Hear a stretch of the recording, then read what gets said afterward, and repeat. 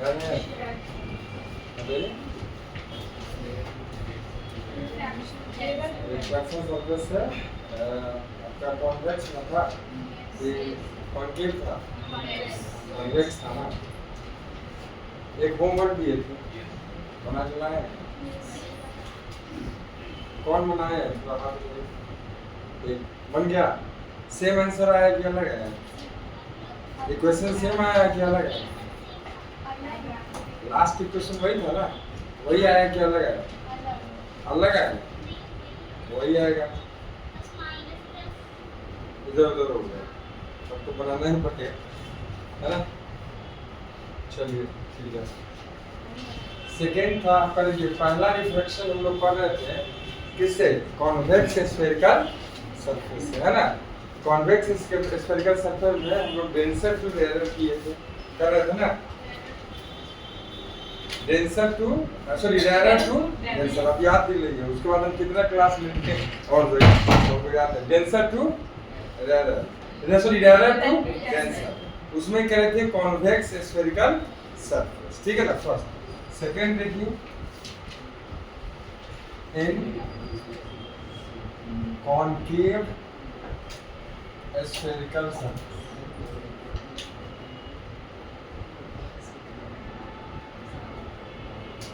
इन convex spherical surface, heading डालिए।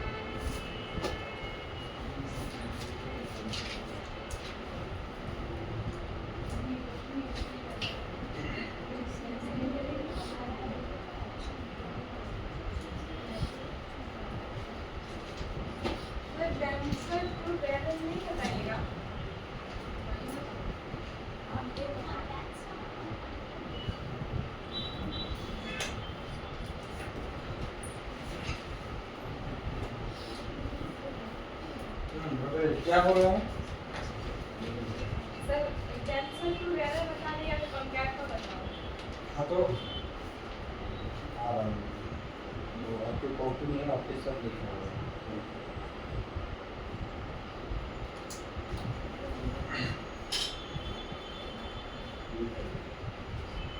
जैसे कल हम लोग का क्या करे थे, रिफ्रैक्शन फ्रॉम स्फेरिकल सरफेस, इसमें क्या करेंगे? पहला फ्रॉम कॉन्वेक्स स्फेरिकल सरफेस, अच्छा ठीक है, वही ना? किस तरह से लिखवा है हम पूछ रहे थे, तो बताइए नहीं। फ्रॉम कॉन्वेक्स स्फेरिकल सरफेस में आपको rare to denser to rare, वही चीज तो पूछ रहे थे। चलिए ठीक है। सेकंड कॉन्वेक्स, तो वही इसी में पहला पढ़ चुके थे ना, इसमें पहले देखिए दोनों का में से ना एक कोई टॉपिक बनता है और एक उसका टाइप्स बनता है, तो बात देखिए। तो इन कॉन्केव स्फेरिकल सरफेस, बाद में कॉन्वेक्स में हम लोगों ने पढ़ा है पहला रेयर टू डेंसर, तो दूसरा देखिए डेंसर टू,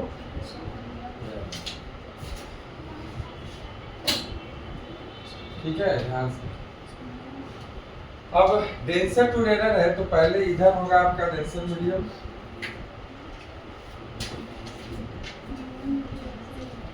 ठीक है? कुछ ऐसा, थोड़ी बातें कम कर दीजिए, ठीक है?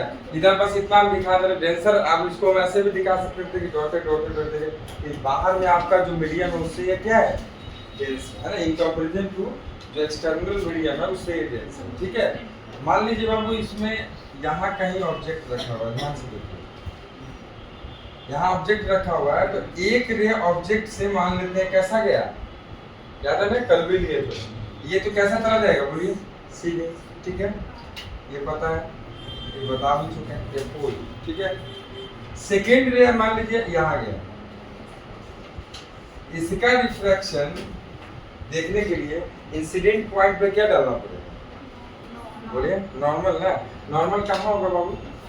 मतलब सेंटर ऑफ कर्वेचर से पड़ेगा, और सेंटर ऑफ कर्वेचर किधर होगा? इधर होगा या उधर होगा? इधर होगा, तो सेंटर ऑफ कर्वेचर से यहाँ क्या पड़ जाएगा? नॉर्मल। मान लेते हैं कि चलिए यहाँ सेंटर ऑफ कर्वेचर, ठीक है? ये सेंटर ऑफ, अब बताइए एक चीज, इस जाना किधर है? डेंसर टू रेयर, तो जाना है denser to radial towards the normal होगा कि away from the normal? Away from the normal है। तो अवे फ्रॉम द नॉर्मल, तो ये अगर देखिए ध्यान से, अगर यही डेंसर मीडियम हमारा कंटिन्यू होता तो ये स्ट्रेट जाता, समझ रहे हैं ना। अगर नहीं है कंटिन्यू तो ये अवे फ्रॉम द नॉर्मल होगा, ये ऑब्वियस सी बात है, ठीक है। ये आपका कुछ इस तरफ चला जाएगा और ये कहीं कट करेगा फर्स्ट रे को, फर्स्ट रिफ्रैक्टेड रे को, वो बन जाएगा क्या इसका इमेज, ठीक है। और एक बात, इसको मानते हैं एंगल अल्फा, इसको मानेंगे, कल भी माने थे सर, गामा। ये कौन सा पॉइंट हो जाएगा? सेंटर ऑफ कर्वेचर, ये हो जाएगा ऑब्जेक्ट ओ, और ये हो जाएगा बीटा, सब कल कर लिए थे, ठीक है। यहाँ से क्या डालते हैं जल्दी बताइए? परपेंडिकुलर, इसको नाम देते हैं ए, ये हो जाएगा एम, ठीक है। अब एक चीज बताइए, एंगल ऑफ इंसिडेंस कौन सा हो? The angle between incident ray and normal, ये हो जाएगा एंगल ऑफ इंसिडेंस। छोटा सा एंगल बाबू ये हो जाएगा, ये हो जाएगा। और एंगल ऑफ रिफ्लेक्शन ये हो जाएगा, ये हो जाएगा। रिफ्रैक्टेड रे एंड नॉर्मल के बीच का, तो सारी बातें हो चुकी है। अब जल्दी से बनाइए, फिर लिखते हैं, जल्दी से सुन लिखिए, नोट डाउन करिए।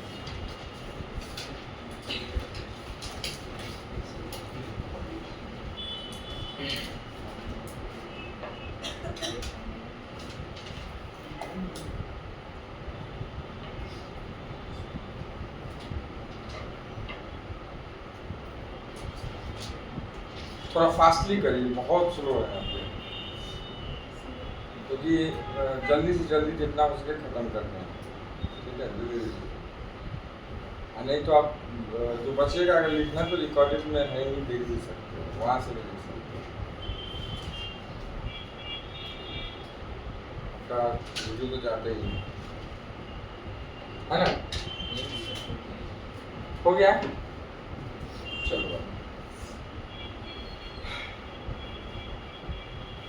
अब कल सारा चीज मैंने बता दिया था, आज फास्टली करेंगे, ठीक है। तो जल्दी से मैं आपको बताऊं, मेरे को tan अल्फा इक्वल टू कितना हो जाएगा? जिसको अल्फा भी बोलेंगे, आप क्यों बोल रहे हैं समझ आ रहा है? कल किए थे है ना। तो tan alpha equal to alpha, बताइए कितना हो जाएगा? am बाय mo, ठीक है। जल्दी जल्दी बता दें, tan beta equal to beta, बताइए क्या हो जाएगा? am बाय mi, और tan गामा बताइए, am by cx। हाँ क्या हो जाएगा? am बाय cm या mc हो जाएगा। अब एक और बात, अभी किस किस ट्रायंगल में हम नहीं लिखे, वहां हम सब कुछ ब्रॉडली किए थे, ठीक है। आप अगर एग्जाम में आता है, मान लीजिए ये आ गया, तो आप फिर लिखेंगे इन ट्रायंगल, ये इसके लिए कौन सा ट्रायंगल चूज करेंगे बताइए? AMO, इसके लिए AMI, एंड इसके लिए AMC। कल सब आप अपना तो आप एग्जाम में ऐसे लिखेंगे, ठीक है। तब ये लिखेंगे, यहाँ हम एक करा दिए ब्रॉडली, अब इसको हम लोग शॉर्ट में करेंगे, ठीक है। अब देखिए, ये तो हमको मिल चुका है। अब एक और चीज देखिए, इन ट्रायंगल जो बोल रहे हैं, अभी बोर्ड पर से बाद में उतारना, देखो इन ट्रायंगल AOC, ध्यान से देखिए, तो कहाँ है AOC? AOC दिख रहा है? कौन सा ट्रायंगल, कौन सा एंगल आपका एक्सटर्नल एंगल है? A कहाँ गया? AOC, बताइए कौन सा एंगल है? गामा। गामा किसका सम होगा? अल्फा प्लस आई, अल्फा प्लस आई, ये हो जाएगा गामा इक्वल टू आपका हो जाएगा इससे अल्फा प्लस आई, यहाँ से आई इक्वल टू हो जाएगा हमारा कितना? गामा माइनस अल्फा हो जाएगा। चलिए नेक्स्ट एक और बात, डेंसर मीडियम का कल क्या माने थे रिफ्रैक्टिव इंडेक्स? देखिए μ2 की μ1, उसी रेंज उसी तरीके से आपका यहाँ रिजल्ट आएगा। सर μ2 माने थे डेंसर का, डेंसर जिसमें रे जा रहा तो डेंसर था ना। अब बाहर वाले का क्या माने थे? μ1 माने थे, ठीक है, वही चीज यहाँ भी माने। अब देखिए ध्यान से, इन ट्रायंगल AIC, देखिए तो कहाँ है? AIC, इसका एक्सटर्नल एंगल कौन सा है? AIC का एक्सटर्नल एंगल R है ना, तो R किसका सम हो जाएगा? गामा एंड बीटा का। तो R इक्वल टू आपका हो जाएगा गामा प्लस बीटा, ठीक है। आ गया। नेक्स्ट देखते हैं,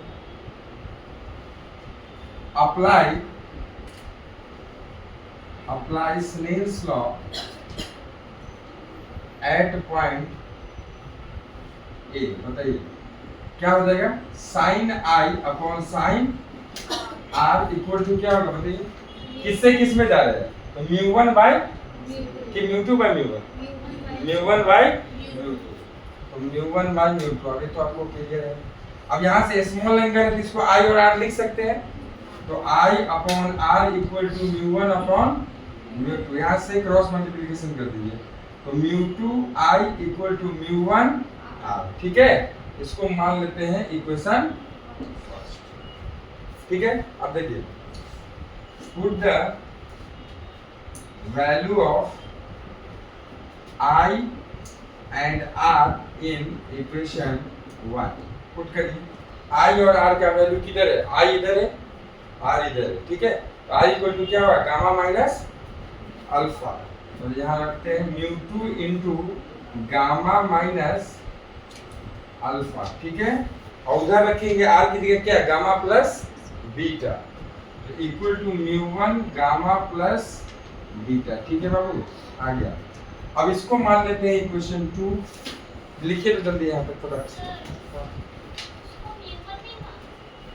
किसको, इसको तो कल क्या माने थे, डेंसर का क्या लिए थे, तो फिर डेंसर है नहीं, तो म्यू टू। इसको क्या मानेंगे, आप अगर कुछ भी मान लो उसके टर्म्स में आंसर आएगा, लेकिन हम ये चाह रहे हैं कि एक ही सेम तरीके से सब, जरूरी नहीं। हाँ हाँ, आप इसको म्यू वन और म्यू टू, तो आपका आंसर उसके अकॉर्डिंग। ठीक है बेटा, कोई बोलिए, लेकिन हम चाह रहे हैं कि जो हम लोग एक टॉपिक पढ़े हैं ना उसके अकॉर्डिंग ही सब चले। तो आपको नोट्स में अगर सेम तरह से रहेगा तो आपको याद करने में सुविधा होगा, पढ़ने में सुविधा होगा, आपके सुविधा के लिए काम करें। ठीक है, कहते नहीं 2-3 दिन निकल जाएगा तो मेरी कही हुई बातें, बोर्ड पर के स्टेज पर की बातें दिमाग से निकल जाएगी, तो आपके पास वही रहेगा जो आपके नोट्स में है ना। अगर पता चलेगा हम यहाँ म्यू टू ले लिए, वहाँ एक में म्यू वन ले लिए, आप कंफ्यूज होंगे जब पढ़ेंगे। ठीक है, तो बच्चों का क्या बेनिफिशियल होगा वो सोच के किया जाएगा। ठीक है, लिख जल्दी से लिखिए यार।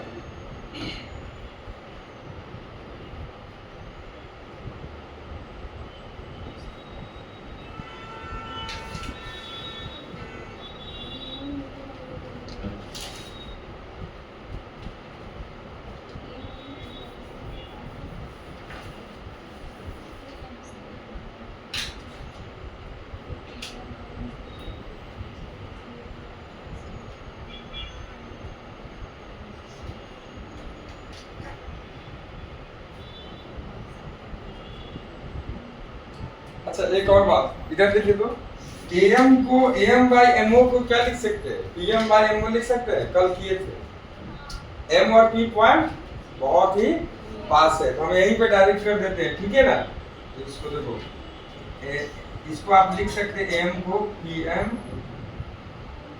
को am का गया am, इसको क्या लिख सकते हैं, ap लिख सकते हैं ना, ये भी लिख सकते हैं। चलो तो नेक्स्ट में कर, या ऐसा करो am को एज इट इज रहने दो, और इसको mo को क्या लिख सकते हैं बताइए, po।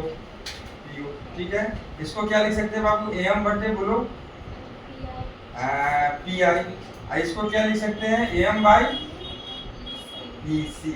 ठीक है, अरे am को am ही रहने दिए, उसको भी हम कर सकते थे, लेकिन चेंज इसलिए नहीं करे हैं तो दो कटना है ना, आगे कटेगा। जल्दी से देखिए,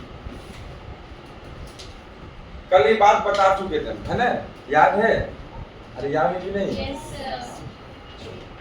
तो लिखिए जल्दी से, यहाँ पे यहाँ तक हो गया, तो लिखिए, put the value of alpha beta and gamma in equation 2। Put करिए, put the value of alpha beta and gamma in equation 2। ठीक है, अब यहाँ देखिए, मैं यहाँ लिख रहा हूँ म्यू टू इंटू क्या हो जाएगा, अल्फा का वैल्यू, ये गामा का वैल्यू कितना है, am by pc, am by pc। ठीक है, माइनस अल्फा का वैल्यू हो जाएगा am बाई po। ठीक है, इक्वल टू हो जाएगा हमारा म्यू वन इंटू गामा का वैल्यू फिर से am बाई पी सी, ये हो जाएगा आपका am बाई पी आई। ठीक है, ये हो जाएगा। बताइए क्या am इधर से कॉमन लेके इधर से कॉमन लेके कट जाएगा? अरे कटेगा ना, तो कैंसिल आउट हो गया बाबू। तो कितना आ जाएगा बोलो? Mu two by P C minus mu two by P O equal to mu one by P C plus mu one by P I. ठीक है, ये आ गया। अब साइन कन्वेंशन यूज कर लीजिए, यूजिंग साइन कन्वेंशन। ठीक है, देखिए पीओ को बताओ तो क्या है, देखिएगा पीओ क्या है? Object distance, object distance. आप इसको मापने के लिए ऐसे चलेंगे, इंसिडेंट का डायरेक्शन क्या है ये, तो क्या लेंगे? माइनस की प्लस माइनस, तो क्या लेंगे? माइनस का यू। पी आई क्या हो जाएगा? अब देखिए बताइए, v प्लस का कि माइनस का? प्लस का। ठीक है, अब पीसी की क्या हो जाएगा? माइनस का आर या प्लस का? माइनस का। तो आपको इतना आप पता हो चुका है। ठीक है, ये सारे वैल्यू किस में डालेंगे? तो म्यू टू बाई पीसी है तो क्या हो जाएगा? Minus R. ठीक है, इधर हो जाएगा म्यू टू बाई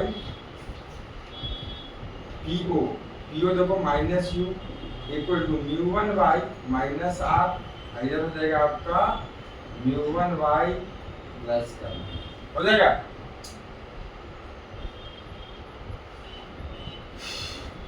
लिखिए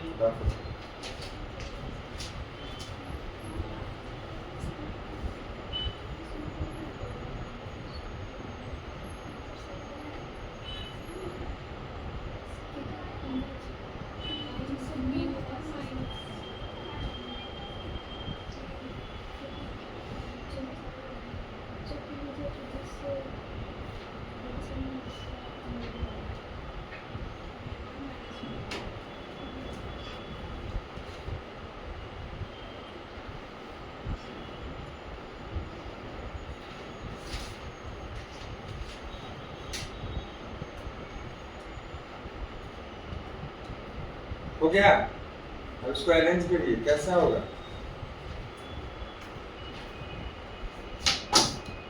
आर वाले टर्म को एक तरफ करना है,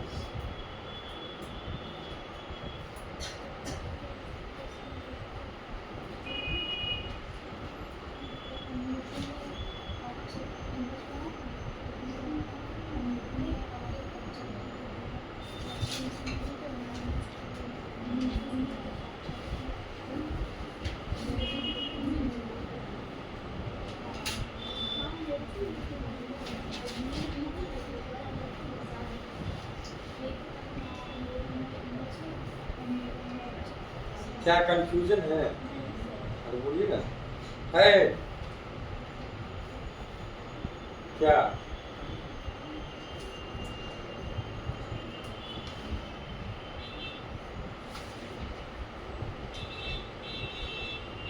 तो M by P C, M by P O alpha है। ठीक है, उधर एम बाई पी सी और एम बाई पी एल। ठीक है, फिर आप यहाँ से एम को कॉमन ले लिए, तो आपका क्या आ गया? Mu two by P C minus mu, सही तो है? हाँ, mu one by P C, इधर हो गया mu one by P L. अब P O minus U, P C minus R and P I plus का पी। ठीक है, तो म्यू टू बाई भी, ये हो गया आपका म्यू वन, ये म्यू टू माइनस यहाँ से म्यू वन।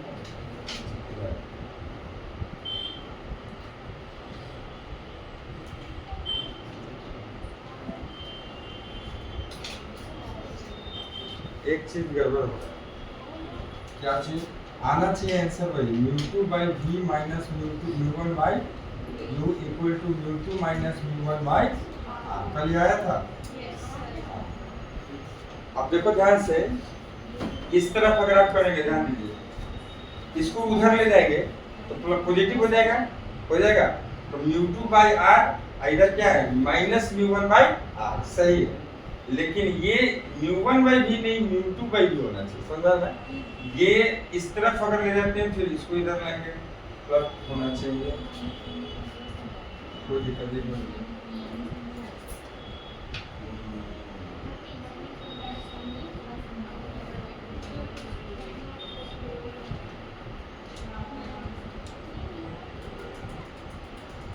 अच्छा इसको अगर करते हैं, एक मिनट हो जाइए, एक इसको अगर करते हैं तो क्या हो जाएगा, ये आ जाएगा आपको उधर ले जाओ, ठीक है, उधर ले जाओ तो म्यू 1 बाई भी माइनस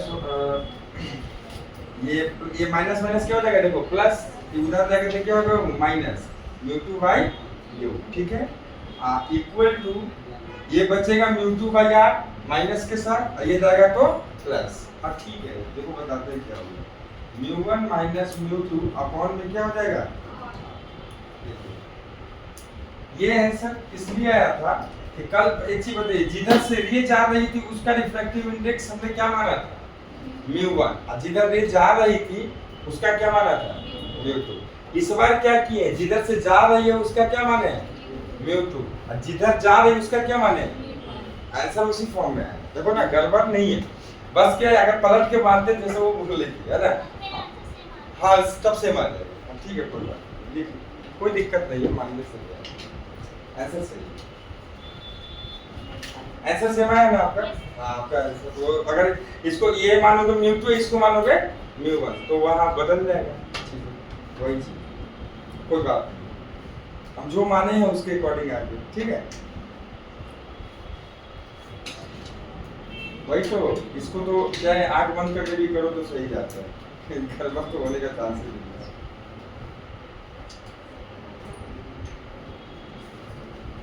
हो गया,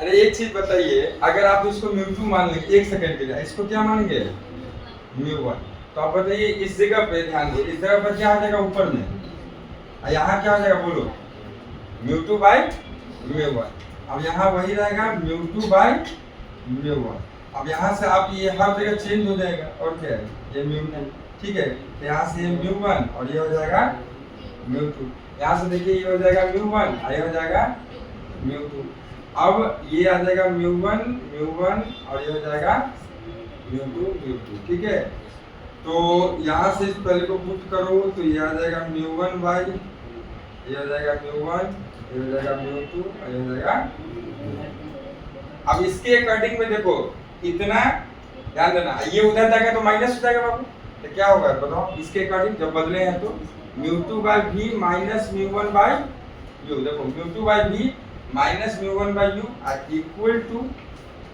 इक्वल टू इसको इधर ले आओ तो क्या हो जाएगा म्यू 2 माइनस म्यू 1 अपॉन में, क्या वही आंसर आ गया, कोई दिक्कत नहीं, ठीक है, बदलना चाहो तो बदल सकते हो, रहने देना चाहो रहने दो, कोई दिक्कत नहीं, बदलना तो बदल दो ना, क्या दिक्कत, बदल दीजिए, कहाँ से बदलना है देखो, यहाँ से बता दो, यहाँ से, ठीक है, यहाँ म्यू 2 कर दिया, यहाँ ये से का पर लिख दीजिए म्यू 2, यहाँ लिख दीजिए, ओके,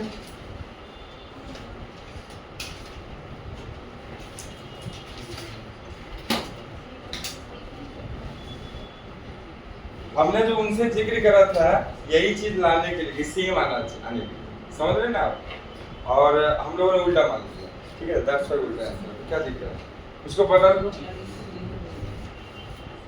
यहाँ म्यू 1 कर दिया, यहाँ म्यू 2 कर दो, कर दिया, अरे किए हैं, अब फिर क्या करना है आपको, यहाँ देखिए यहाँ म्यू 2 म्यू 1, ठीक है, अब फिर यहाँ से जहाँ जहाँ चेंज है देखिए ना, देखते जाइए और चेंज करते जाइए, सारा चीज करा हुआ, सारा चीज करा हुआ, इसको हटा दो, हम ये हटाओ, ये लाइन हटाओ, ठीक है, लो सेम आंसर आ गया,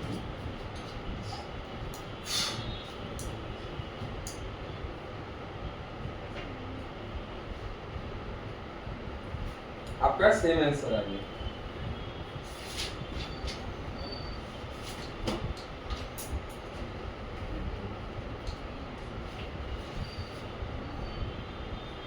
आपको ये इससे क्या होगा, सुविधा होगा याद रखने में, है ना, वही चीज का मैं जिक्र कर रहा, इससे क्या होगा, सुविधा होगा याद रखने।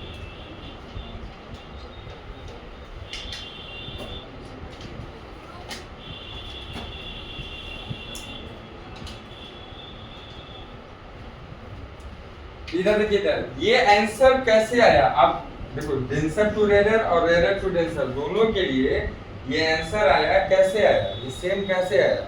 हमने ये माना है कि जिधर से रे जा रही है उसका रिफ्रैक्टिव इंडेक्स कितना, और जिसमें जा रही है उसका, ठीक है, इस बात को याद रखो। नेक्स्ट टॉपिक देखिए, अब हमारा क्या था, इन कॉन्वेक्स रिफ्रैक्टिंग सरफेस। अब सेकंड वाला होगा इन कॉनकेव रिफ्रैक्टिव सरफेस, और उसमें भी दोनों पढ़ना है, ठीक है। तो देखिए इन कॉनकेव रिफ्रैक्टिंग सरफेस, जल्दी से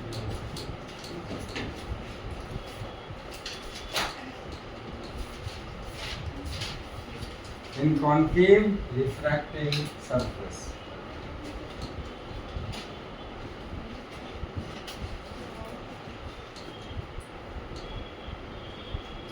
देखिए बाबू ध्यान से इधर सब, इसका निष्कर्ष एक और आपको कंक्लूजन में बता रहा हूँ, ध्यान दो। म्यू2 था जिधर हमारा म्यू2 हमारा रिफ्रैक्टिव इंडेक्स किस मीडियम का था, बोलिए किसका, किस मीडियम का? दोनों डेरिवेशन में किस मीडियम का है? जिसमें रे जा रही है, जिससे आ रही है, जिसमें जा रही है। और म्यू1 किसका है? जिससे आ रही है। समझ आ रहा है ना? तो बस बात खत्म, इतना याद रखना है आप लोग, ठीक है। ऐसे भी अपने मन से भी अगर कुछ और भी मान लेते हैं, जैसे कि मान लीजिए उल्टा पुल्टा भी, तो कोई दिक्कत की बात नहीं, लेकिन इतना याद रखिएगा कि डेरिवेशन का कोई भी स्टेप गड़बड़ नहीं होना चाहिए, आप आंसर सेम आएगा। जो आप मानेंगे उसके अकॉर्डिंग लाएंगे, क्या दिक्कत होगी, गलत थोड़ी है, ठीक है। चलिए तो अब अपना है सेकंड वाला, इन कॉनकेव रिफ्रैक्टिंग सरफेस, ठीक है। इसमें पहला रेयर टू डेंसर, कितने लोग इसका डायग्राम बना सकते हैं? बनाइए तो, सिर्फ मेरे बनाने से नहीं होगा, बनाइए आप। रेयर टू डेंसर देखते हैं, बनाइए, कोशिश करिए। अच्छा कल बताए थे आप, इधर देखो तो, कल बताए थे किधर से देखेंगे तो हमको पता चलेगा कि जो रिफ्रैक्टिंग सरफेस है वो हमारा ये कन्वेक्स है या कॉनकेव। किधर से देखने के लिए बोले? जिधर रेयर मीडियम है, जिधर रेयर मीडियम है। अच्छा एक और, अभी तुम लोग फिर कंफ्यूज हो, इधर देखो। अभी जो पिछला टॉपिक था बाबू, इसमें बताइए क्या था, डेंसर टू रेयर। ये मीडियम डेंसर था, ये मीडियम डेंसर था, ये रेयर था। आप किधर से देखेंगे तो कॉन्वेक्स दिखेगा, इधर से देखने पर, किधर से देखने पर, वही बात, ठीक है, समझ में आया ना? आप बनाइए इसका, किसका, in concave refractive surface rarer to denser, बनाइए डायग्राम बनाओ तो, सोचो कैसे होगा।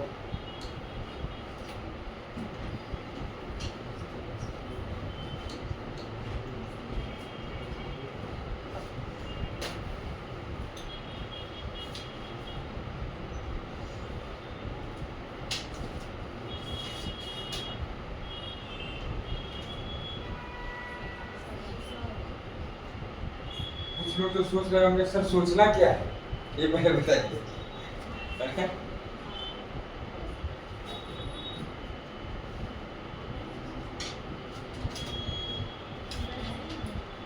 इधर देखो बाबू, मैं बना रहा, इधर देखिए क्या, किधर का नहीं बताइए, हमारा किधर से किधर है, रेयर टू डेंसर। तो ये डेंसर मानने जा रहे हैं, इधर इधर हमारा ऑब्जेक्ट होगा, तो आप ध्यान दीजिए। किधर से देखेंगे, हमको चाहिए कॉनकेव, तो किधर से देखिएगा, इधर से या इधर से, इधर से ना, तो कैसा दिखना चाहिए, केव, कैसा दिखना चाहिए, केव। तो देखो कुछ इस तरह, समझ आ रहा है? हाँ, ये डेंसर हो जाएगा, ये डेंसर, ठीक है। अब यहाँ कहीं ऑब्जेक्ट डाल दीजिए, ये ऑब्जेक्ट वो है, यहाँ से एक रे सीधा चली जाएगी, तो पता है अपने को। दूसरी रे की बात अगर मैं करूँ, इंसिडेंट यहाँ करा दिया। अब बताइए सेंटर ऑफ कर्वेचर इसका किधर होगा, सेंटर ऑफ कर्वेचर किधर होगा, तो पोल है, इधर ही होगा, ये होगा कि नहीं होगा? देखिए ये बनेगा ना स्फीयर, जिसका पार्ट होगा ये सरफेस, ठीक है। तो इसका centre he centre of curvature, मान लीजिए सेंटर ऑफ कर्वेचर इधर है, ये यहाँ से क्या पड़ेगा, नॉर्मल, यहाँ से नॉर्मल पड़ेगा, ध्यान से देखिए, ये पड़ गया नॉर्मल। अब देखिए जाना चाहिए था ऐसा, लेकिन क्या होगा, किधर तरफ, रेयरर टू, तो क्या होगा ये नॉर्मल की तरफ, नॉर्मल की तरफ बेंड होगा। तो नॉर्मल की तरफ अगर बेंड होगा, बेंडिंग होगी, तो किधर बनाएंगे, दोनों तो देखते हैं कितने लोग बनाइए, यही तो मेन है, इसको बनाइए।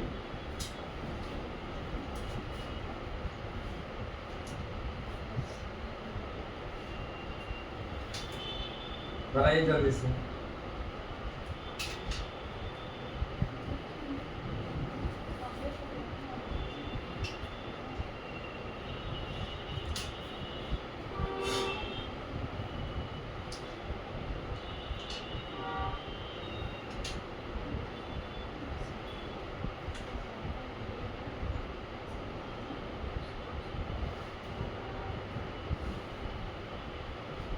और पास करना है, जैसे करना है आप बना के देखिए, सही होना चाहिए सब लोगों का।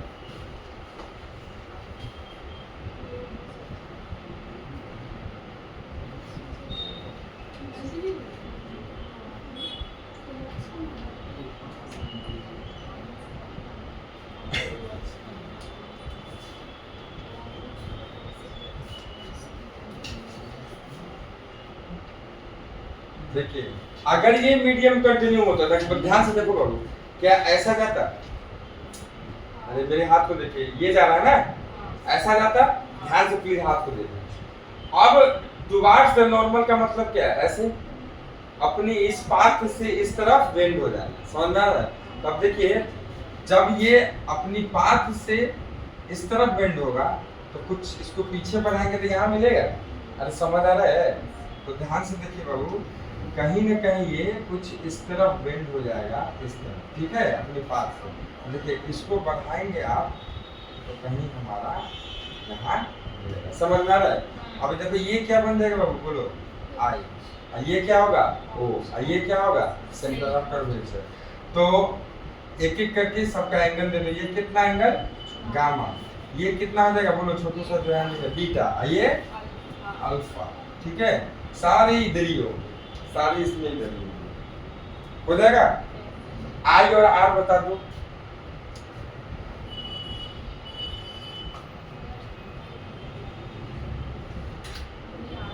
आई और आर, थोड़े ध्यान से देखिएगा, ठीक है, कंफ्यूजिंग है।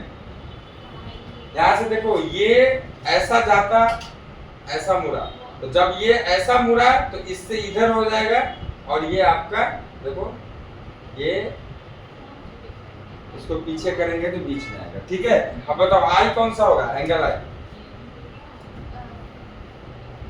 इंसिडेंट रे, ध्यान से देखो बेटा, नॉर्मल कौन सा है, ये पूरी एंगल क्या हो जाएगी, आई, देखो यहाँ से हम ऐसे करके लिखते हैं, ये एंगल कितने हो जाएगी, आई। और बेटा आर कौन सा एंगल होगा, बताओ, रिफ्लेक्टेड रे एंड नॉर्मल, तो ये एंगल कितनी होगी, आर। अच्छा ये देखो, ये एंगल अगर आर है, ध्यान से देखना होगा, ये है लाइन, और ये वाली को बढ़ाई है तो ये जगह है, तो बताओ क्या ये छोटू से एंगल आर के बराबर होगा कि नहीं होगा, होगा ना बाबू, वर्टिकली अपोजिट एंगल से। ध्यान से देखने की जरूरत है इसमें, यहाँ मैं ऐसे करके इसको आर लिख, समझ में आ रहा है, सब चीजों को लिख। अब कह देना बाबू, ये कौन सा ऑप्टिक्स है, बोलो, ज्योमेट्रिकल ऑप्टिक्स, ज्योमेट्री पूरा होगा इसमें।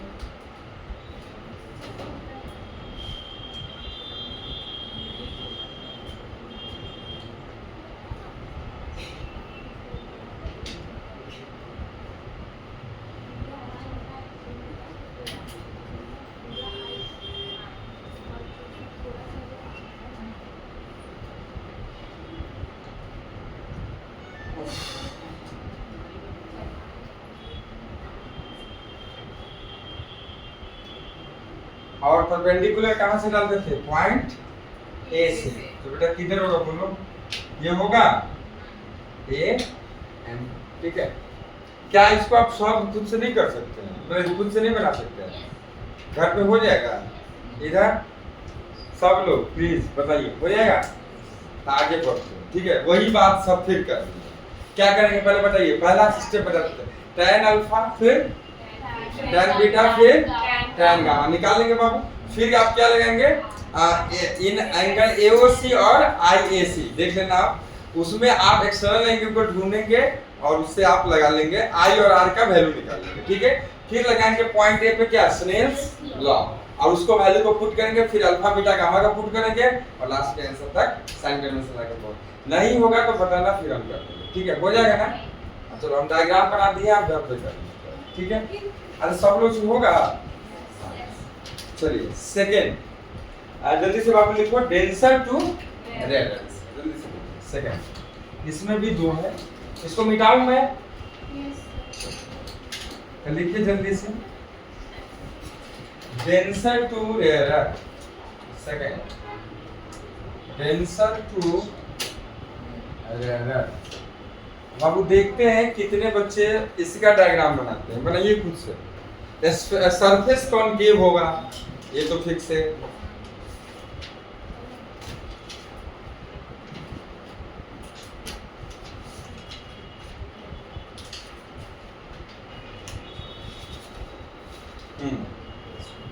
बहुत बढ़िया, डेंसर टू रेयरर। अब रेयरर की तरफ देखेंगे तो कैसा दिखना चाहिए, केव की वैक्स केव। हाँ बहुत बढ़िया बनेगी।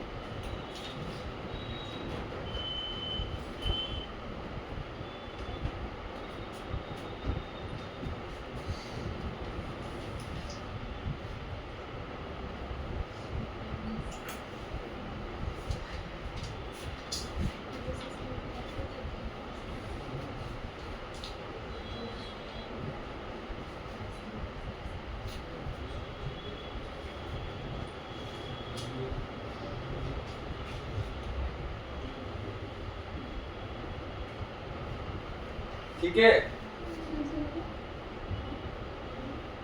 अच्छा वहां भी रिफ्लेक्टिव देखो, तो इधर बाबू पिछले टॉपिक में जो डायग्राम बना के छोड़ दिया आपको, बोले सॉल्व करके आने के लिए, उसमें भी म्यू1 किसको मानोगे और म्यू2 किसको मानोगे। जिधर जा रहा है उसको क्या मानेंगे म्यू2, जिससे आ रहा है उसको म्यू1। यहाँ भी वही मानेंगे, आंसर में आपको सुविधा होगी, ठीक है।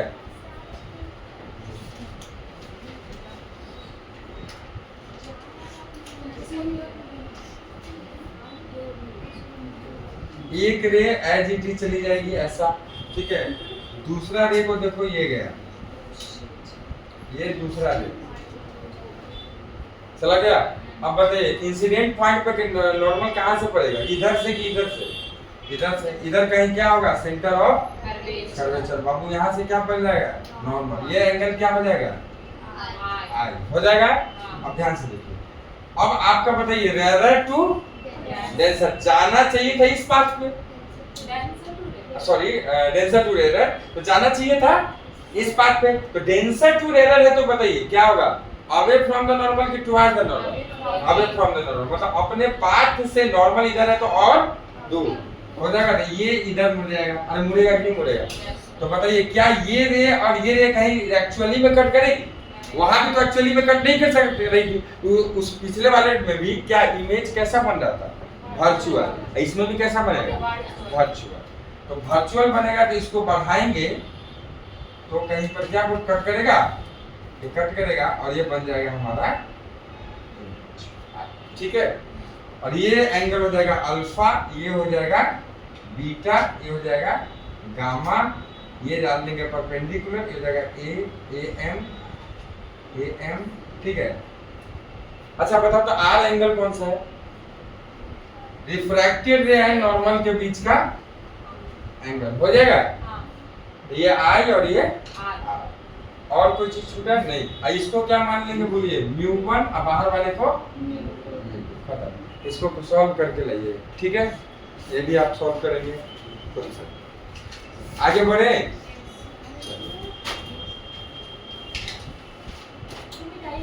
नहीं मिला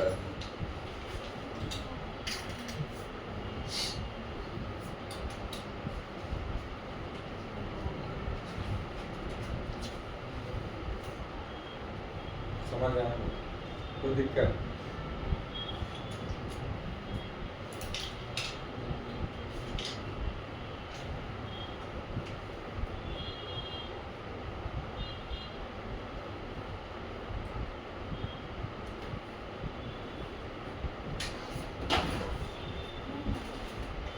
यहाँ पे refraction from the refracting surface क्या होता है? मतलब बोल सकते हैं कि स्फेरिकल सरफेस, रिफ्रैक्टिंग सरफेस कैसा हो? Spherical. Refraction from the spherical surface ये होता है, ठीक है। इसमें 4 था। अब एक है आपका, आगे बढ़ते हैं, रिफ्रैक्शन और बचा हुआ है, सबसे अहम तो बचा ही है लेंसेज। क्या है? लेंसेज। इसको जल्दी से बनाइए, खुद मिटाइए। मिटाते हैं तो आप नहीं मिटाइए, हम मिटाइए, है ना? मैं मिटाऊंगा। देखिए नेक्स्ट हेडिंग डालिए, लेंसेज। और ब्रैकेट में उसी को कहते हैं थीन लेंसेज। हमें लेंसेज जो पढ़ने हैं सिलेबस में बहुत ही पतले, थीन, ठीक है। तो थीन लेंसेज, क्योंकि सारे जो हमारे रिफ्रैक्शन का लॉज है, जो भी हम कंसीडर में लेके चलेंगे वो थीन लेंसेज के लिए वैलिड है, ठीक है। इसीलिए यहाँ पे जो हमारे सिलेबस है, चलिए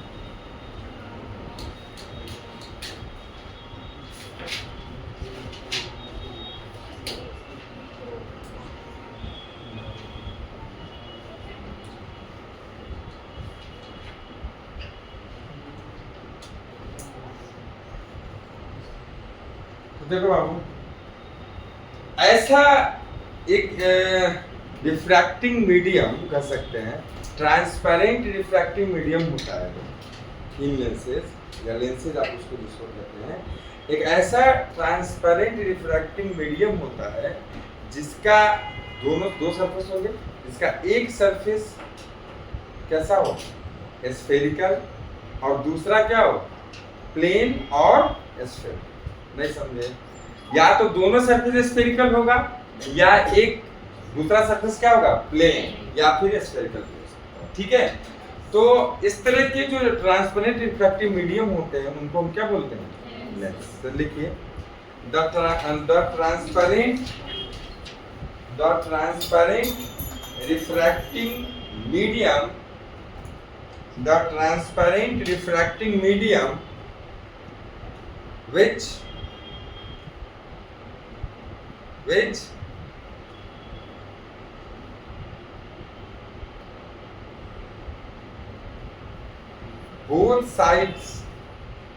which both sides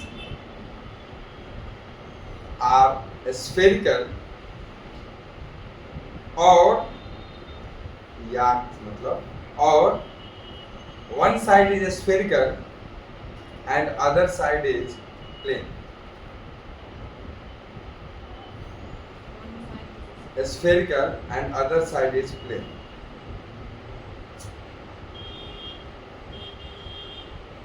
समझ गए बाबू? मतलब जो साइड का कहने का मतलब क्या है? दो सरफेस। क्या है? बोलिए, दो सरफेस, ठीक है।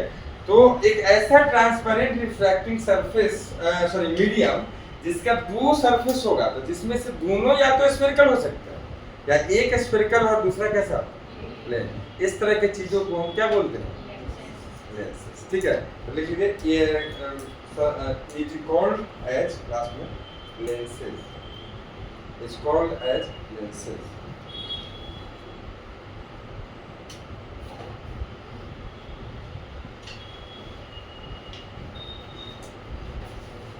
क्या कर रहे हो तुम?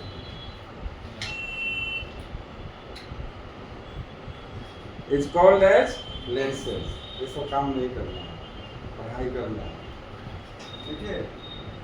ये किसी की तरह ऐसा ना करना। यार धक्का मारा कर रहा है यहाँ पर, कोई ट्रेन में चल रहा है क्या जी? हैं?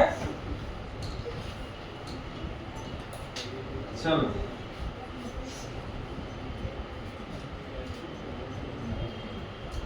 नेक्स्ट। अब लेंसेज बाबू कितने प्रकार के होते हैं? सब लोग जानते हैं। कितने प्रकार के होते हैं? दो। बताइए। कॉन्वेक्स एंड कॉन्केव, ठीक है। यहाँ भी यही नाम होंगे, तो लिखिए देयर आर, ऐसा लिखिए हेडिंग के, टाइप्स ऑफ लेंसेज। जल्दी से, टाइप्स ऑफ लेंसेज।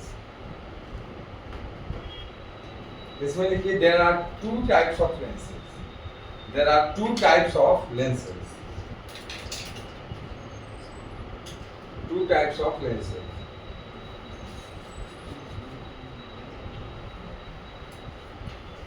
लेंसेज के दो प्रकार हैं। पहला है आपका कॉन्वेक्स लेंस, ठीक है, और दूसरा है कॉनकेव लेंस। कॉनकेव लेंस, ठीक है बाबू।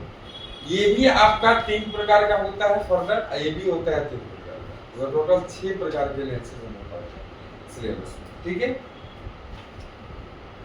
तो कॉन्वेक्स लेंस भी फर्दर 3 प्रकार का होता है,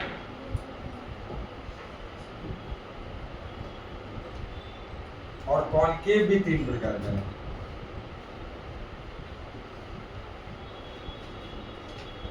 ओके, अब कॉन्वेक्स लेंस कौन सा? पहला, तो पहला है डबल कॉन्वेक्स, और इसी को बोलते हैं बाई कॉन्वेक्स, ठीक है। और इसको दूसरा प्रकार क्या है बताइए? Plano convex. क्या है? Plano convex. And third type है कॉनकेवो, कॉनकेवो आपका कॉन्वेक्स, ठीक है। इसका फर्स्ट टाइप है डबल कॉनकेव, या दूसरा नाम क्या बोलेंगे बोलिए? By concave. And second type हो जाएगा प्लेनो कॉनकेव,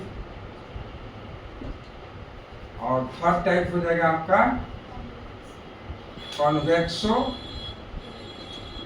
कॉनकेव, ठीक है बाबू। प्लेनो कॉनकेव या पहले तो बात करते हैं डबल कॉन्वेक्स या बाई कॉन्वेक्स, इस तरह का बना होता है, ठीक है। आप कैसे कॉन्वेक्स, इसको इधर क्या है पूरे में ग्लास भरा हुआ है, पूरे में क्या भरा हुआ है? ग्लास। तो इसके बाहर में आप देखेंगे रेयर मीडियम से, तो एक सरफेस जो है वो भी वैक्स की तरफ है, रेयर मीडियम की तरफ, ये दूसरा भी क्या है? रेयर मीडियम की तरफ, वैक्स। इसीलिए क्या कहा जाता है? नाम से क्लियर, डबल कॉन्वेक्स, या बाई का मतलब ही 2 होता है, बाई कॉन्वेक्स, ठीक है। इसको देखो प्लेनो कॉन्वेक्स, तो प्लेनो कॉन्वेक्स कैसा हो जाएगा? एक प्लेन सरफेस और दूसरा क्या हो जाएगा? कॉन्वेक्स। देखो इधर अगर ये, तो इसमें क्या भरा हुआ है? ग्लास। मतलब इसमें क्या है बताइए? ये तो डेंसर मीडियम है, तो बाहर में दोनों दो सरफेस बाहर में मिल रहा है, तो दोनों सरफेस को अगर रेडियल मीडियम से आप देखिएगा तो एक आपको मिलेगा प्लेन सरफेस और एक मिलेगा वैक्स, इसीलिए प्लेनो कॉन्वेक्स। ये इसका 2 डायग्राम होगा, एक ऐसा भी हो सकता है, हम इधर से देखेंगे तो प्लेन है, इधर से देखेंगे तो वैक्स, वही बात है। और कॉनकेवो कॉन्वेक्स, कॉनकेवो कॉन्वेक्स कुछ चंदा मामा होता है, तो देखिए, ठीक है, इस तरह का। ओके, ये क्या हो जाएगा देखो, ये तो इसमें क्या भरा हुआ है? डेंसर मीडियम है। इधर से देखेंगे तो क्या है बोलिए? कॉनकेव। इधर से देखेंगे तो वैक्स, इधर से देखेंगे तो, इधर से देखेंगे तो, दैट्स व्हाई। ओके, अब ये क्या है? Double concave. तो क्लियर सा बात है, ऐसा होगा। दोनों साइड से देखेंगे तो कैसा दिखना चाहिए? कॉनकेव, इसलिए डबल कॉनकेव या बाई कॉनकेव। प्लेनो कॉनकेव कैसा हो जाएगा? कुछ इस तरह का, एक तरफ से देखो तो प्लेन, एक तरफ से देखो तो कॉनकेव। ओके,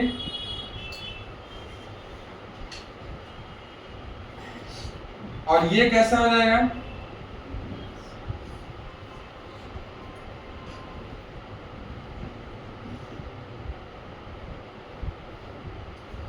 एक तरफ से देखो तो वैक्स, एक तरफ से कॉनकेव, तो क्या होगा? कन्वेक्सो कॉनकेव।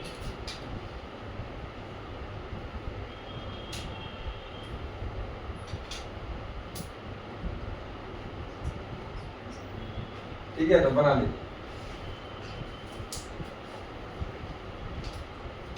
सारी चीजों को फटाक से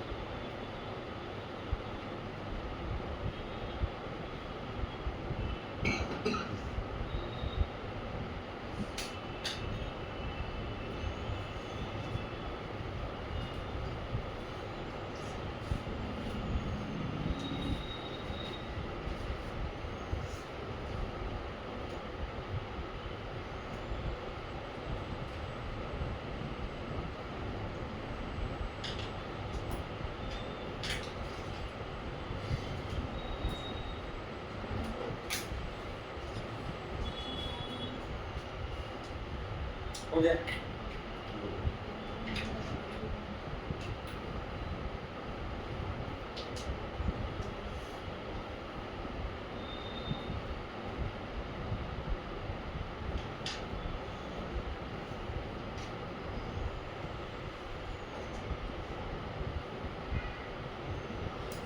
जल्दी से हेडिंग डालिए, terminology used in with lenses. terminology is used with lenses.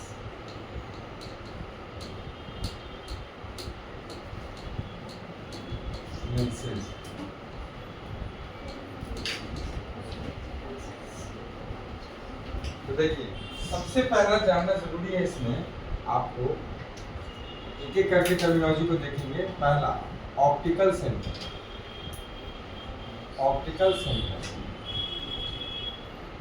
इसको जनरली वो से डिनोट किया जाता है। और कोई बच्चा है जिससे इसके बारे में कोई आइडिया हो? आप बताइए। बीच में जो होता है, डिफाइन कैसे करेंगे?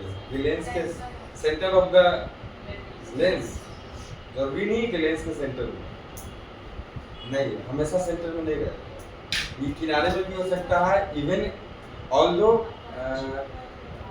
कोई लेंस में तो बाहर में भी होता है, लेंस के बॉडी के बाहर, समझ रहे हैं? तो optical centre is not a point which is present in the middle of the any given lens. Okay, Babu, this is a point which is defined in another ways. अब अभी उसको हम लोग पढ़ेंगे, क्या उसका डेफिनेशन है, क्या कैसे। लेकिन बाबू ये बात एकदम दिमाग में रखना है कि optical centre is not the middle point of a centre, है ना, सेंटर में नहीं होता है। एक और बात, आपको ये भी पता है कि कॉन्वेक्स लेंस अभी भी देखे हैं, कॉन्वेक्स, मेन कॉन्वेक्स लेंस कौन सा है? पहला वाला कौन है? By convex. और मेन कॉन्केव लेंस कौन सा है? By concave lens. और सब प्रकार है, मेन तो वही है। तो कॉन्वेक्स लेंस में आप देख रहे होंगे ऐसा है ना, बाई कॉन्वेक्स, तो इसी को कॉन्वेक्स लेंस जब भी बोलेंगे तो इसको समझना है, कॉन्केव बोलेंगे तो उसको समझना, जो दोनों तरफ से है ना। तो अब देखो इस तरह के जो लेंसेज है, इसमें मिडिल में देखो तो क्या है? थिकर, इंच पे क्या है? थिनर, है ना। और जो ऐसा था, देखो ऐसा था, वो मिडिल में कैसा था? थिनर, इंच पे क्या था? थिकर। तो आपको याद रखना है, कॉन्वेक्स लेंस वो लेंस है जिसके मिडिल में क्या होता है? थिकर, और इंच पे क्या होता है? थिनर। और कॉन्केव लेंस वो लेंस है जिसके थिकर और इंच पे थिनर, ठीक है। अब एक बात और ऑप्टिकल सेंटर कभी भी उसका मिडिल पॉइंट, मिडिल में हो सकता है, बहुत सारे केस में, अधिकांश केसेस में मिडिल में हो सकता है, लेकिन याद रखिएगा ऑप्टिकल सेंटर कहाँ होगा, ये डिसाइड करेगा रेडियस ऑफ कर्वेचर का लेंस, रेडियस ऑफ कर्वेचर का लेंस। समझ में आया? अब ऑलरेडी आप समझ सकते हैं, देखिए अगर ये लेंस है बाबू, ध्यान दो, ये भी कितने कौन दो स्फीयर के पार्ट से जो दिया गया है, दो स्फीयर के पार्ट्स को लेके कट करके बनाया गया है। अब देखो इसके सेंटर इधर भी होगा, एक सेंटर इधर, दो सरफेसेस है तो दो सेंटर ऑफ कर्वेचर। पहला इधर से लेते हैं तो ये हो जाएगा कहीं ना कहीं क्या? R1, ये क्या हो जाएगा? R2। समझ में आ रहा है? ये जरूरी नहीं है कि ये पॉइंट ऑप्टिकल सेंटर ठीक मिडिल में हो, नहीं, ये किनारे में भी हो सकता है, इसमें भी हो सकता है।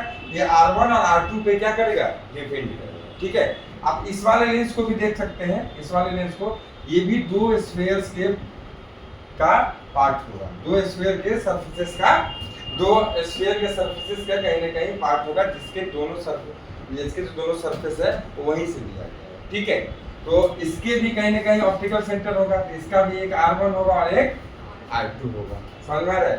ये डिपेंड करेगा कि भाई R1 R2 कितना बड़ा है, इस पे डिपेंड करेगा क्या, ऑप्टिकल सेंटर। अब बेटा डेफिनेशन क्या है इसको समझिए। एक ऐसा पॉइंट कहाँ, इनसाइड और आउटसाइड ऑफ द लेंस, जिससे होकर रे जो गुजरता है लगभग उसको माना जाता है क्या, अज्यूम्ड टू बी कि अनडेविएटेड वहां से गुजरता है। नहीं समझे? जैसे समझिए ध्यान से, आप एक रे को इंटर कराओगे लेंस में, तो आप किधर से किधर कर रहे हो, रेयर टू डेंसर। तो आपको पता है बाबू कि वो क्या होता है, डेविएट होता है कहीं ना कहीं टुवर्ड्स द नॉर्मल, और फिर बाहर जाएगा तो अवे फ्रॉम द नॉर्मल। लेकिन ये डेविएशन इतना कम होता है, ठीक है ना, उस पॉइंट से गुजरती है जब रे, तो वो डेविएशन को लगभग एज्यूम्ड टू बी क्या माना जाता है, जीरो। और उस पॉइंट को हम कहते हैं क्या, सेंटर ऑफ ऑप्टिकल सेंटर। समझ में आ रहा है? तो लिखिए, a point on the principal axis, ये फिक्स है कि प्रिंसिपल एक्सिस पे पॉइंट होगा। तो a point on the principal axis inside or outside of a lens, a point on the principal axis inside or outside of a lens through which the ray goes undeviated, the ray goes undeviated, the ray goes undeviated। देखिए क्या मैं बोला हूँ, ध्यान से देखो। एक lens है मैंने लिया, ये तो आपको पता है कौन सा एक्सिस है, क्या इसको बताने की जरूरत है नहीं। अब देखिए, इस प्रिंसिपल एक्सिस पे ही वो पॉइंट होगा, लेकिन ऐसा पॉइंट जहां से लगभग ये माना जाएगा कि कोई रे जा रहा है तो वो कैसा जा रहा है, अनडेविएटेड। अब देखो यहाँ पर क्या हुआ है, रेयर टू, फिर यहाँ क्या हुआ है, डेविएशन तो होना चाहिए ना, लेकिन लगभग उसको एज्यूम क्यों माना जाएगा, आगे हम अभी डील करेंगे, ऑप्टिकल सेंटर खत्म नहीं हो रहा है अभी है बात। ये पॉइंट को क्या माना जाएगा, ऑप्टिकल सेंटर, चाहे आप नीचे से ले जाओ तब भी। समझ में आ रहा है? ऐसा, ठीक है। अगर आप ध्यान दीजिए, कॉन्केव लेंस की बात करें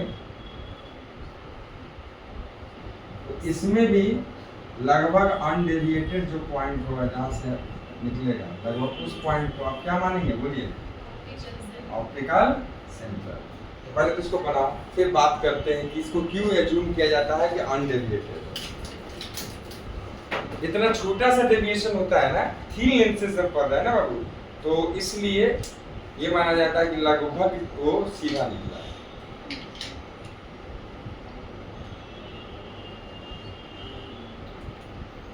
क्या एक्चुअल में अनडेविएटेड होता है? नहीं, थोड़ी सी डेविएशन होती है, डिस्प्लेसमेंट आती है, लेटरल डिस्प्लेसमेंट आती है, लेटरल शिफ्ट होता है, अभी देखेंगे।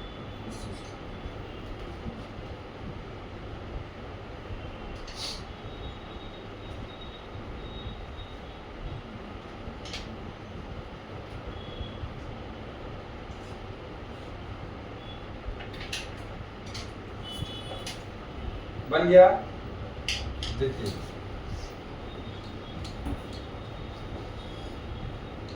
देखो सब लोग ध्यान से देखिए।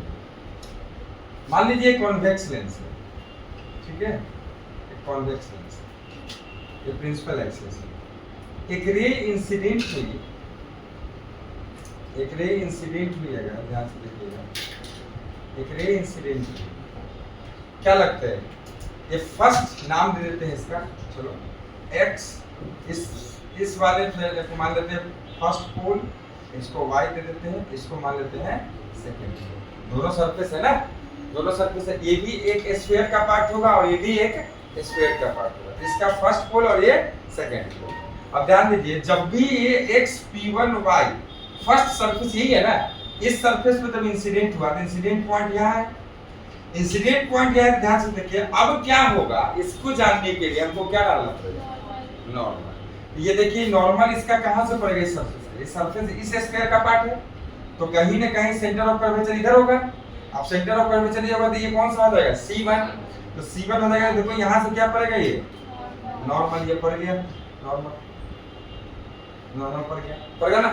अब देखिए, जब अगर यही रेयर मीडियम कंटिन्यू होता तो ऐसा ये सीधा जाता, लेकिन ये रेयर मीडियम कंटिन्यू नहीं है। तो अब क्या जा रहा है, रेयर टू डेंसर, इधर ये किधर घूमेगा, टुवर्ड्स द नॉर्मल। तो अपने पाथ से नॉर्मल की तरफ, तो कहीं ना कहीं थोड़ी सी ये डेविएशन घूम गई, हो गई, घूमी। अब बताइए, यहाँ पे आया तो क्या फिर से मीडियम चेंज नहीं हो रहा है, इधर ग्लास है, इधर ग्लास है, इधर बाहर में क्या है, एयर। समझ आ रहा है ना। तो अब बताइए, इस पॉइंट पे फिर से क्या, किधर जाके इसके जाने के लिए क्या डालना पड़ेगा, नॉर्मल। जिस सरफेस पे रिफ्रैक्शन करा रहे हैं उसका सेंटर ऑफ कर्वेचर कहीं इधर है, अरे बेटा है कि नहीं है, तो सेंटर ऑफ कर्वेचर है, तो यहाँ से क्या डालेंगे, बोलिए, नॉर्मल डालेंगे, डाल दिया।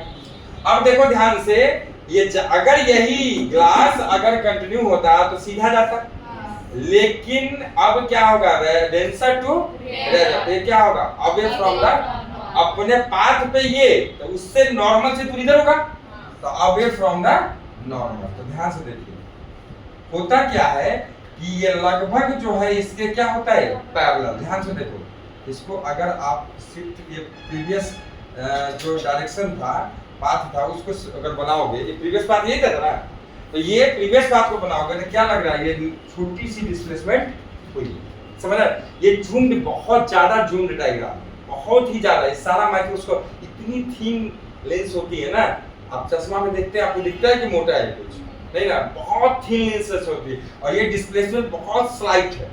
ये डिस्प्लेसमेंट डेल्टा एस जो डिस्प्लेसमेंट है मान लेते हैं, ये बहुत ही छोटा सा है, बहुत स्मॉल लेसर है, ठीक है ना। तो इसको लगभग एज्यूम क्या किया जाता है, जीरो, ये डिस्प्लेसमेंट नहीं हुआ है और ये सीधी लाइन निकल गई है। और जिस पॉइंट पे प्रिंसिपल एक्सिस को कट करी है उसी को क्या बोले, यही मैं आपको समझाना चाह रहा हूं, है ना, यही मैं आपको समझाना चाह रहा हूं। उस पॉइंट को क्या बोला जाता है, ऑप्टिकल सेंटर। याद रखिएगा, क्या डेविएशन नहीं हुई है, हुई है, लेकिन बहुत ही ज्यादा थीन लेंस हमें पढ़ना है, और जितना ज्यादा इसका विड्थ होगा उतना ज्यादा क्या होगा, डेविएशन होगा। हम कौन सा लेंस पढ़ रहे हैं, शुरुआत में मैंने बोल दिया, तो deviation is assumed to be zero, zero, है ना। दैट्स व्हाई महाराज, अब डेफिनेशन इसीलिए कहा जाता है कि जो रे आया वैसा ही चला गया, तो जिस जगह पे वो प्रिंसिपल एक्सिस को कट करेगी उस पॉइंट को हम क्या बोलते हैं, ऑप्टिकल सेंटर। क्या कोई दिक्कत है, एकदम क्रिस्टल क्लियर लग रहा है कांसेप्ट को, कोई कहते ना कि डाउट्स की बात ही नहीं है।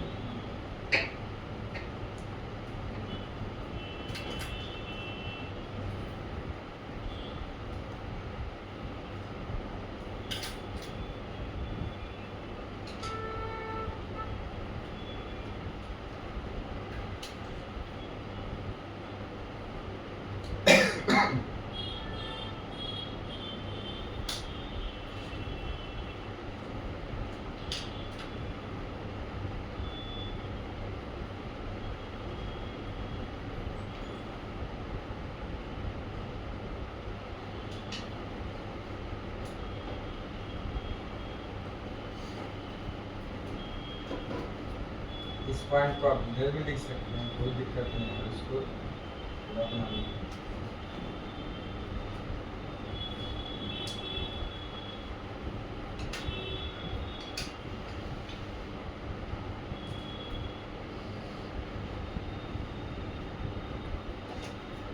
Here delta S is very small lateral displacement. ना बाबू, बहुत छोटा है।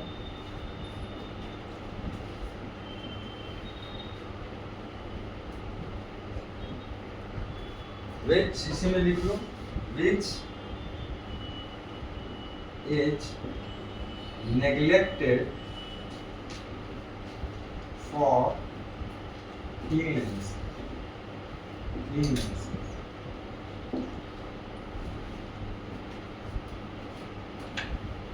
क्लीननेस के लिए लगभग नेग्लेक्ट किया जाता है इस केस को।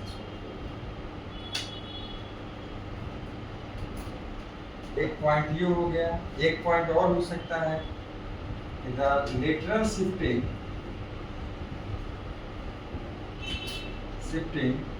डिपेंड्स अपॉन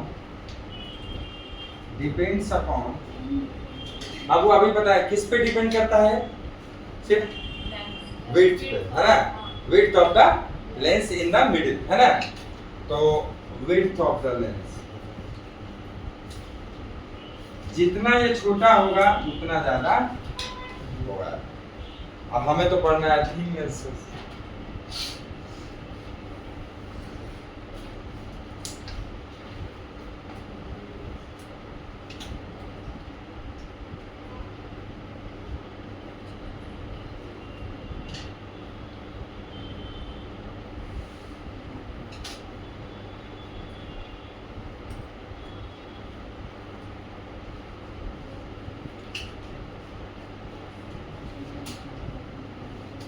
हो गया?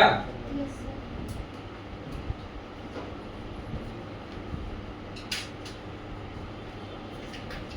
अच्छा एक बात तो एक पॉइंट और बनता है क्या, तो देखिए OP1 अपॉन में OP2, ये जो दूरी है कि कहाँ होगी, देखिए OP1 इक्वल टू OP2, ये इक्वल तब होगा जब R1 becomes equal to the R2। ये दोनों रेडियस ऑफ कर्वेचर क्या होना चाहिए, इक्वल, याद रखिएगा। एंड तीसरा पॉइंट बनता है OP1 upon OP2 directly proportional होगा अपने अपने रेडियस ऑफ कर्वेचर। समझ आ रहा है? ये डिपेंड करता है कि रेडियस ऑफ कर्वेचर कितना बड़ा है। May be this optical centre point exist outside the two the lens, है ना। हाँ, जैसे एक कॉन्वेक्सो कॉन्केव है ना, चंदा मामा, उसमें बाहर ही आता है, उसमें लगभग अधिकतर केस में कहाँ आता है, बाहर आता है, याद रखिएगा, ठीक है।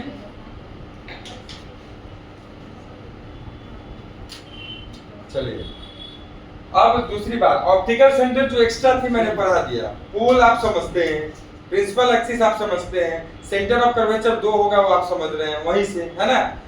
आप ये कहाँ से, मिरर से ही समझते हैं, और रेडियस ऑफ कर्वेचर 2 होंगे इसमें, ये भी आप समझ रहे हैं। इसको डिफाइन करने की जरूरत है क्या, नहीं। नेक्स्ट है हमारा फोकस एंड फोकल लेंथ, इसमें अलग है, तो थोड़ा देख लेते हैं।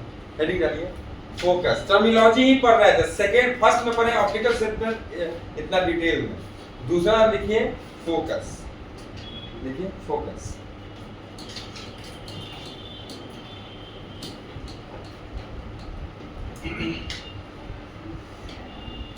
तो focus in convex lens, focus तो पहला हो जाएगा इन कॉन्वेक्स लेंस। जरा देखिए, ध्यान से देखिए, जब पारा एक्सियल रेज आता है, इस केस में भी कह सकते हैं कैसा, parallel to the principal axis, और ये आगे चलकर रिफ्रैक्शन के बाद क्या हो जाए, एक पॉइंट पे कन्वर्ज, कहाँ पे, प्रिंसिपल एक्सिस पे, एक पॉइंट पे कन्वर्ज हो जाए। इस पॉइंट को आप क्या बोलेंगे, फोकस। तो मिला बना लीजिए।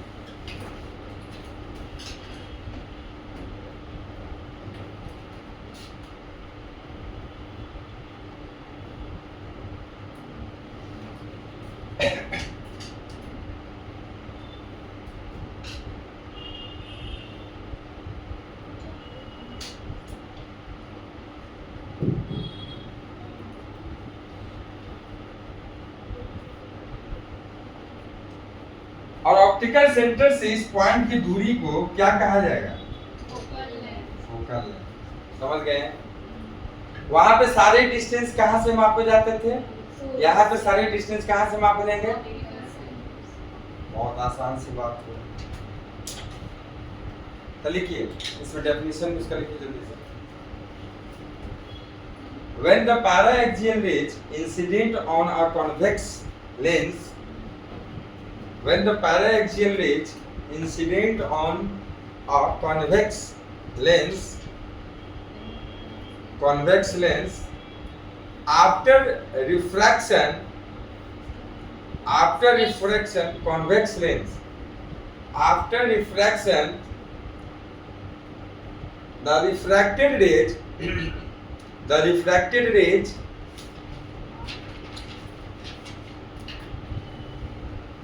meet on a point,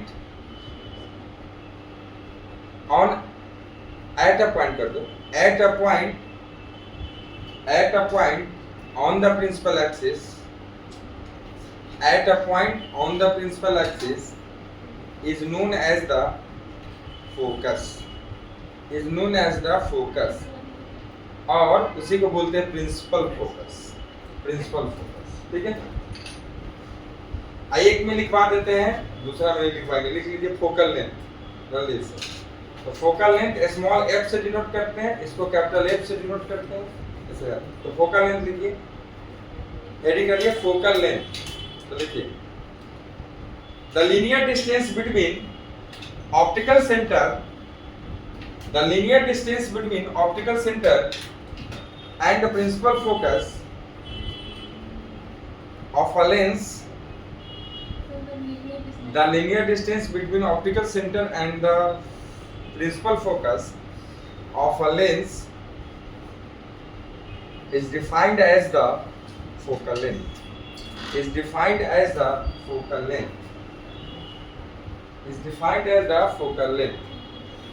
देखिए। अच्छा ये कि अगर देखिए, मैंने वहां भी बात बोला था, एक चीज पूछा था, फिर मैंने जवाब दिया था, खुद से पूछ के खुद से ही आप लोग ठीक नहीं थे, कोई नहीं। अब फिर से बताइए, ये आधा में ले जाके मोड़, ये एक जगह जाके क्यों जाके सब कट कर रहे हैं? इसके पीछे लॉजिक क्या है? कारण तो होना चाहिए। रिफ्रैक्शन हुआ कितनी बार? 2 बार। हाँ, 2 सरफेसेस से रिफ्रैक्शन के बाद ये हो रही है, उसको बस वर्चुअल कैसे ऐसे ही दिखाया जाता है कि हाफ तक ले जाके मोड़ दिया जाता है। क्या हाफ तक ही सीधा जाएगा? नहीं, पहला से तो पहले बार ही रिफ्रैक्शन हो जाएगा, है ना? तो उसको बस शो आउट ऐसे किया जाता है। लेकिन ये होता कब है? 2 रिफ्रैक्शन होने के बाद, एक इस सरफेस और एक अभी भी कराए थे ना, इस सरफेस से और इस सरफेस से। समझ गए? जल्दी से लिखिए। इन किस में था? इन कॉन्वेक्स लेंस ना। अब फोकस का डेफिनेशन इन कॉन्केव लेंस। देखिए इन कॉन्केव लेंस सेकंड वाला, फोकस के अंदर 2 पढ़ेंगे, इन कॉन्वेक्स लेंस और इन कॉन्केव लेंस। तो सेकंड वाला इन कॉन्केव लेंस देखिए जल्दी से।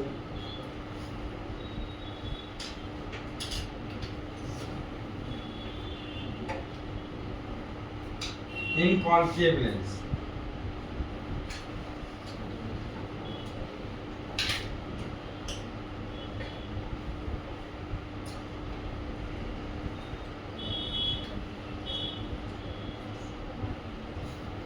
क्या होगा? ये डाइवर्ज होगा, ये कन्वर्ज होगा? डाइवर्ज होगा, ये फिक्स है, ये डाइवर्ज हो जाएगा। ठीक है, तो डाइवर्ज होगा तो कहीं प्रिंसिपल एक्सिस को कट करेगी नहीं, इसको बढ़ाएंगे तो ये कहीं पे कट।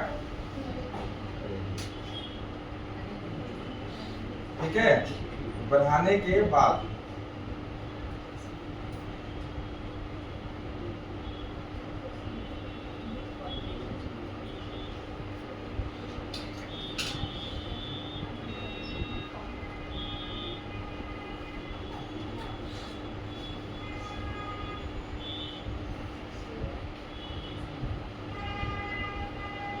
ठीक है, ये आपका बन जाएगा वर्चुअल फोकस और ये हो जाएगा आपका focal.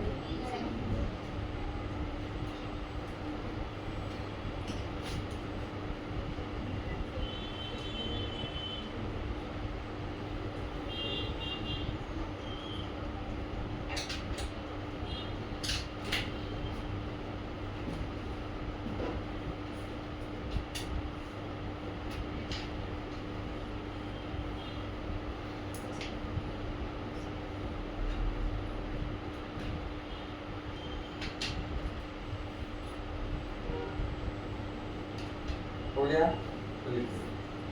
When the para-axial rays incident on a concave lens after refraction,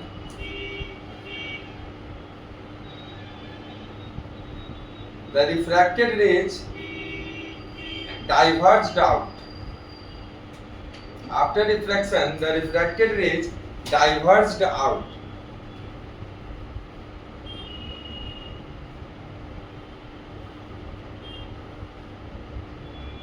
आगे लिखो फुल स्टॉप के बाद. The refracted rays appears to be coming from a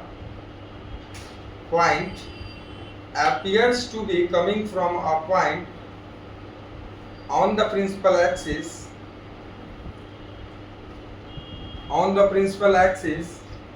is known as the focus or principal